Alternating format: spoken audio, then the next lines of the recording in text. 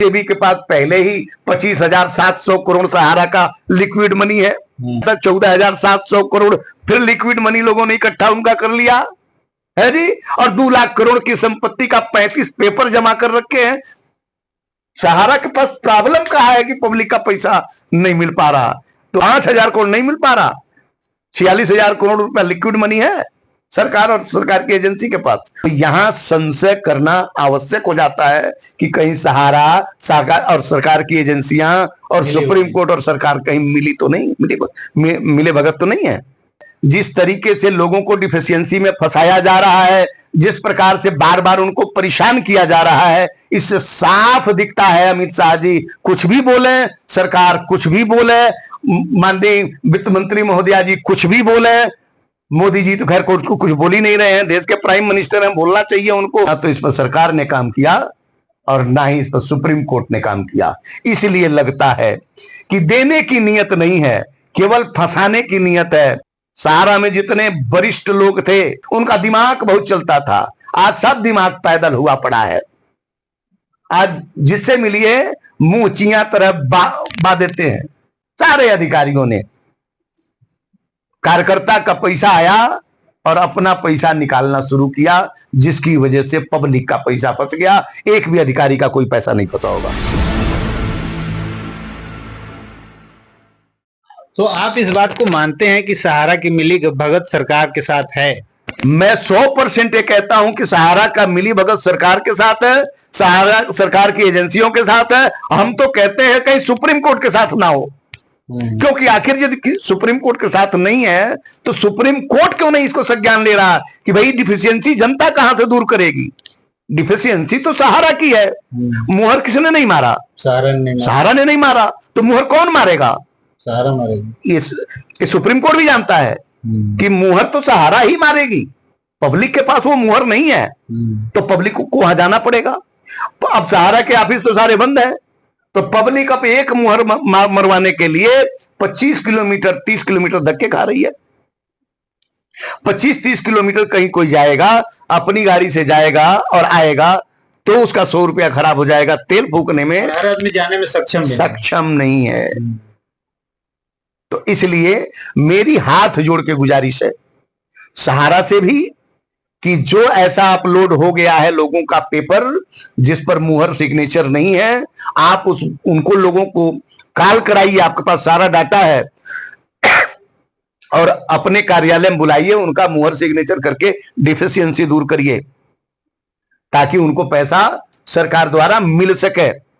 और supreme court से भी मेरी गुजारिश है दोनों हाथ जोड़कर कि सुप्रीम कोर्ट इस पर संज्ञान ले और सहारा को और सरकार को सुझाव दे कि भाई जब जनता का आपके पास डाटा आ गया तो फिर पैसा देने में प्रॉब्लम कहां है? मेरी संज्ञान में जहां तक है कि सेबी के पास पहले ही 25,700 करोड़ सहारा का लिक्विड मनी है, फिर दोबारा अभी जब वो किया था 14,700 करोड़ फिर लिक्विड मनी लोगों ने इकट्ठा उनका कर लिया है जी। और 2 लाख करोड़ की संपत्ति का 35 पेपर जमा कर रखे हैं।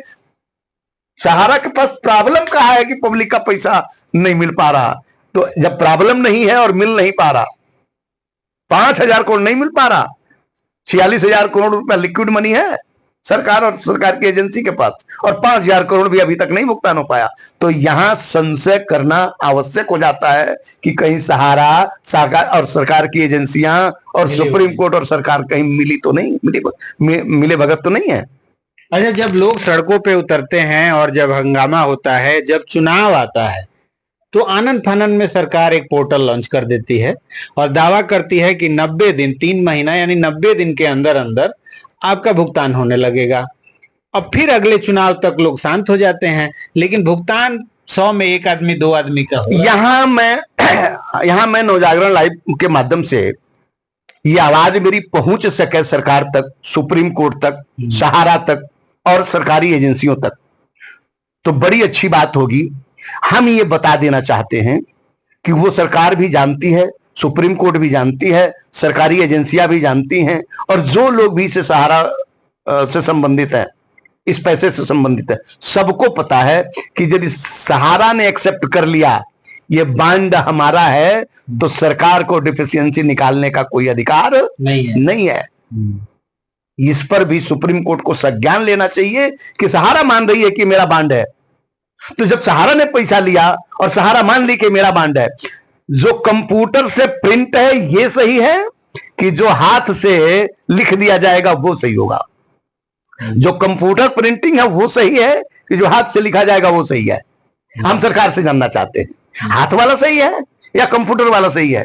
सहारा के एक जैसा सारे बांडों पर जो कंप्यूटर से लिखा है वो तो वैसे ही सत्यापित होता है। अब साहब बार बार अमित शाह जी, बार बार माननीय अमित शाह जी, देखता हूं कहीं झारखंड में जाते हैं, बिहार में जाते हैं और कहीं जाते हैं, एक ही बात कहते हैं कि वैध जमाकर्ता का आना पाई ब्याज समेत मैं दूंगा, भारत सरकार देगी। अरे वैध तो अवैध जमाकर्ता कहां से आ गया? आप ही बता दीजिए ना कि कितने उसमें अवैध है। ये डिफिशियंसी निकालकर और मोहर नहीं मारा सहारा ने तो उसमें पब्लिक का क्या कमी है? पब्लिक जानती है क्या कहां कहां मोहर लगता है? ये उनको नहीं पता।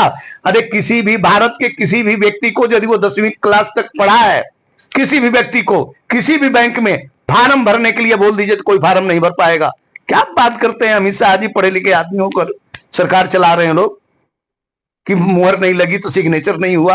अरे आप ये देखिए ना, वो बैंक का काम था मोहर लगाना, वो बैंक का काम था सिग्नेचर करना, और बैंक का काम टाइप करना था। उसने यदि ई की जगह ये लिख दिया तो उसमें जनता की कमी नहीं है, उससे दूर कराइए।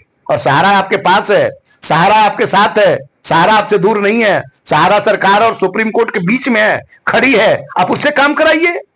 आप उससे ना काम कराकर आप जनता के ऊपर थोपे जा रहे हैं और लोगों को साल साल भर चक्कर कटवाए जा रहे हैं और 10,000 रुपया, 50,000 रुपये में 10,000 रुपया दे रहे हैं। अब बता रहे पैसा दे रहा हूं तो जिसका अब आप जैसे आदमी का जिसका करोड़ों में है वो 10-10 हजार करके कब तक निपटेगा? अरे साहब राजकुमार अनुरागी जी, मैं कम से कम नहीं कुछ तो 12 बार कंप्यूटर पर जा चुका हूं, और जब भी जाता हूं तो कहता आपका पैसा 5 लाख से ज्यादा अभी नहीं डिमांड होगा। हम तो अभी एक पैसा नहीं पाए। अब अमित शाह जी कहते हैं जांच होगी इस पैसे का। अरे जांच कर लो भाई, जांच कर लो।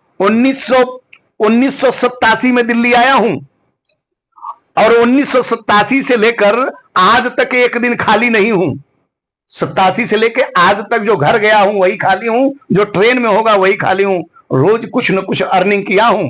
आप छोटा से छोटा एवरेज लगा लेना और सारा पैसा सहारा में जमा कर रखा हूं और उसकी ब्याज लगा लेना, 2 करोड़ 78 लाख से ज्यादा चला जाएगा, ज्यादा चला जाएगा। लगा लीजिए ना, आपके पास जितने अकाउंटेंट हैं, जितने सीए हैं, जितने पी हैं, सबको लगा लीजिए। जब वो निकाल के दे दें, जब 1,000 रुपये महीने से फालतू का आ जाए बचत का तो बताएंगे।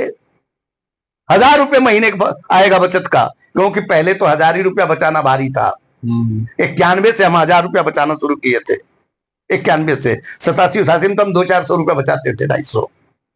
चलिए, तो ये कहानी तो बड़ी लंबी हो गई है, लेकिन नीयत क्या लग रहा है सरकार की? क्या सरकार की देने की नीयत बिल्कुल भी इसको देखते हुए, जैसा लोगों का पैसा मिल रहा है, जिस तरीके से लोगों को डिफिशियंसी में फंसाया जा रहा है, जिस प्रकार से बार बार उनको परेशान किया जा रहा है, इससे साफ दिखता है अमित शाह जी कुछ भी बोले, सरकार कुछ भी बोले, माननीय वित्त मंत्री महोदया जी कुछ भी बोले, मोदी जी तो खैर कुछ बोल ही नहीं रहे हैं, देश के प्राइम मिनिस्टर हैं, बोलना चाहिए उनको।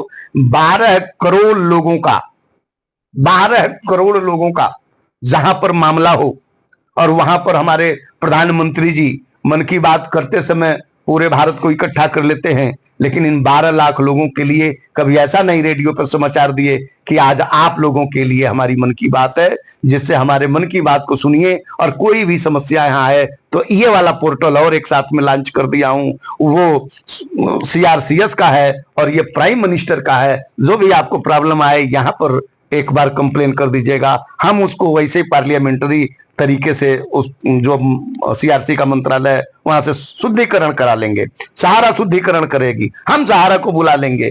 ना तो इस पर सरकार ने काम किया और ना ही इस पर सुप्रीम कोर्ट ने काम किया। इसलिए लगता है कि देने की नियत नहीं है, केवल फंसाने की नियत है। सहारा तो फंसी गई है, सहारा तो फंसी गई है। सहारा ने तो फंसा अपने कर्मों की वजह से। सहारा में जितने वरिष्ठ लोग थे, जितने वरिष्ठ लोग थे, उनका दिमाग बहुत चलता था। आज सब दिमाग पैदल हुआ पड़ा है। आज जिससे मिलिए मुंह चिया तरह बा देते हैं, है जी, सारा दिमाग खत्म हो गया। पहले इतना दिमाग चलता था उन लोगों का, जैसे जाइए वैसे जवाब देना शुरू। अरे भाई ऐसे ऐसे नहीं, ऐसे होता, अरे ऐसे कैसे होता। अरे मैं तो आपको बताऊं, हमारी बड़ी लड़ाइयां हुई हैं। हाँ, मैं बोला इस जेब में पैसा डाल दो। कैसे पैसा खत्म हो जाएगा जब तक निकालोगे नहीं? कैसे खत्म हो जाएगा? जब तक हम जेब में पैसा डाले, हम निकाल नहीं रहे, वो खत्म कैसे हो जाएगा? नहीं नहीं, ऐसे कैसे ला रहे हैं सफी, ले जा रहे हैं राजकुमार अनुरागी, तो खत्म नहीं होगा।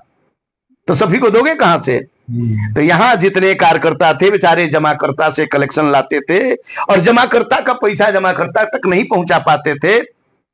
2011 के बाद जो आपने डेट बताया 8 में, जब ये मामला सेबी के पास गया और ये 2011 में निकल के बाहर आया है जवानों के, तो सारे अधिकारियों ने बड़े साफ कह रहा हूं, जो अधिकारी कह दे मैंने ऐसा नहीं किया तो आके यार अपना डाटा ही दिखा दो।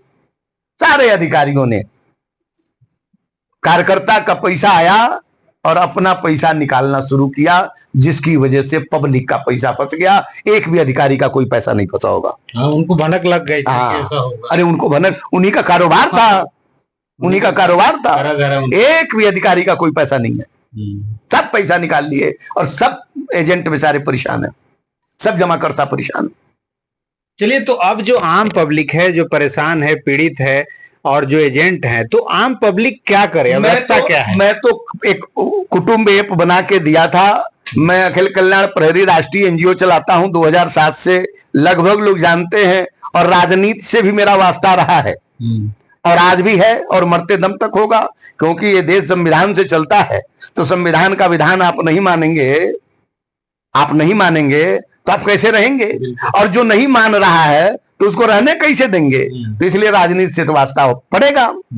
इसलिए मैंने लोगों को बोला था कि बहुत सारे लोग आपको ग्रुप बना के आपसे पैसे लिए होंगे, चंदा लिए होंगे कि वो आपकी लड़ाई लड़ सके। हमें आप लोग चंदा मत देना, केवल आप लोग महीने में, 2 महीने में, 3 महीने में हस्ताक्षर अभियान करके हमें अपना हस्ताक्षर दे देना। हम जो कमाते हैं इसी में से इकट्ठा करके 10, 20, 50, 100, 200, 400, 2000, 5000 जो लगेगा, हम टाइप करने में, पेपर में तो टाइप करना और क्या करना है, उस टाइप खर्चा को हम करेंगे। हम सरकार से बात पूछेंगे जरा कि आप बताइए, आपके पास 86,000 करोड़ का डाटा है, तो फिर सीतारमन जी डाटा कौन सा मांगती हैं? आपके पास 86,000 करोड़ का डाटा है, तो वैध और अवैध वाला कौन सा सिस्टम चल रहा है? हम जरा सुप्रीम कोर्ट से भी पूछेंगे कि महाराज, सबके न्याय के लिए आप बैठे हैं, आप सर्वोपरि हैं, और आपके रहते हुए 12 करोड़ लोग अन्याय से पीड़ित होकर के मरे जा रहे हैं।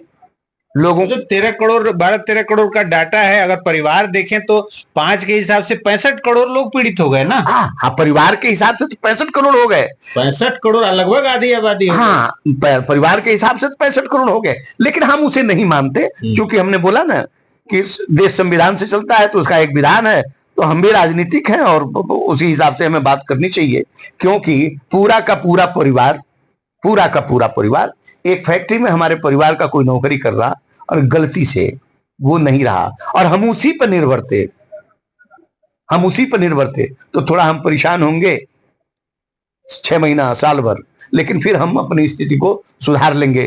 तो जिनका पैसा फंसा था और वो पैसा नहीं मिल पाया, तो बाकी परिवार के जो लोग थे उनको कोसना तो शुरू किए, उनकी परिवार में इज्जत तो घट गई, उनका पूछ खत्म हो गया, लेकिन बाकी परिवार के लोग सोच लिए कि पापा वाला पैसा तो मिलना नहीं है, अब कम से कम जो काम मिलता हो, मूंगफली बेच के, सब्जी बेच के, नौकरी करके, अब घर तो चलाना ही पड़ेगा, और लोग घर चला रहे हैं। तो चलते चलते आप क्या कहेंगे जनता से? हम जनता से यही कहेंगे कि मौका है जी, मौका है। हम आपसे आग्रह करते हैं, कम से कम दिल्ली के लोगों का तो हम आग्रह करते हैं कि आपको कहीं भाड़ा किराया नहीं खर्च करना है।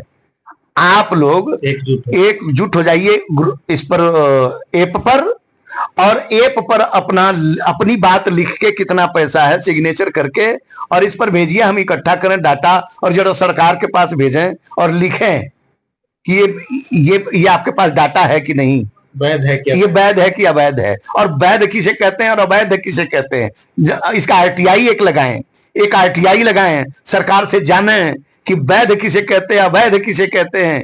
कंप्यूटर से लिख गया, वही आपको डाटा पंच हुआ और वही आपका सर्टिफिकेट ये पंच कर रहा, तो आप उसे अवैध मान रहे हैं। अरे अवैध तो सहारा कर रही है, आज के डेट में अवैध सरकार कर रही है, और अवैध हम ये नहीं कहेंगे कि सुप्रीम कोर्ट कर रही है, लेकिन हम यही जरूर कहेंगे कि जो लोग अवैध कर रहे हैं उस पर नजर नहीं रख रही है, कहीं ना कहीं नजर फेर के रख रही है। नहीं तो महाराज 2023 कब बीता है? 2023 में ना, 24 चला गया, 25 चल रहा है, अभी तक इनके पास 2023 का पैसा नहीं भुगतान हो रहा। लोगों का तो पैसा पूरा हो गया, 24 वाला भी और 25 वाला भी।